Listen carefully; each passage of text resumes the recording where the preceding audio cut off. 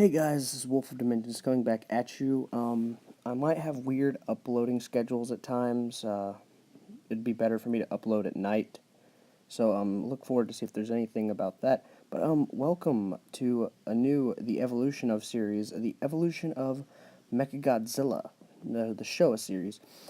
Now, for mechs like him, there's not much to talk about because they were created and they change and vary depending on the series and how they're adapted, but I will do the best I can.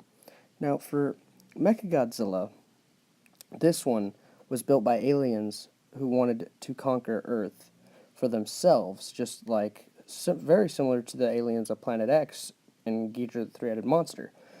But in this case, these aliens knew about Godzilla ahead of time and decided they'd build the next best thing, another Godzilla, except this time with way more weapons and abilities. Knee missiles, toe missiles, finger missiles, laser in the chest, laser eyes, can fly. I mean, it's pretty unique. Now, it doesn't have much, it has very limited movement. It can't use its hands to grip because its fingers are indeed missiles. But and it has very limited tail movement too, barely to none, because that one's used for flying. Now, with this creature, I'm not sure, because some of the mechs have been known in any universe have been known to be free-willed, like Jet Jaguar. I'm not sure if Mechagodzilla, when sent out, has any mind of his own. It is possible, even though that he is controlled. I think it might be possible he has his own consciousness, because especially if how he was linked to the one girl, I believe that he might actually have a type of consciousness.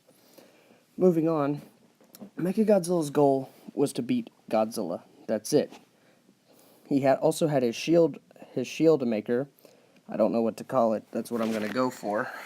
And he had, after his entire arsenal, he had a good I guess they implemented strategic-based abilities in his data, because how he attacks Godzilla is something more military-styled, which is pretty unique for a monster, because not many monsters are based off of military standards. Now, another interesting fact about this monster is that it was the only mech in the Godzilla series. Gigan was a cyborg. It was the only evil mech, I'm sorry. Gigan was a cyborg. Jet Jaguar was the good mech. So that makes a total of 2 mechs. This is the evil one. Now, his role will of course change in the Heisei series, and I've already done Kiryu. But after this, there were 2 forms. Godzilla ripped the head off of the other one, even though somehow, like, it's weird because it's like his head works like a bottle cap. Spins one way, creates the shield. Spins the exact opposite, gets torn off by Godzilla. So they realized with this flaw in the first Mechagodzilla that it wouldn't work out well if his head got tore off again that easily. So what they decided to do was build another component inside the head, so if Godzilla ever tried it again, it wouldn't matter. Also, they used the help of an insane scientist to help use another monster. Without King Caesar there, Godzilla was alone to fight 2 monsters, which again was dirty play, but Mechagodzilla himself was double teamed too.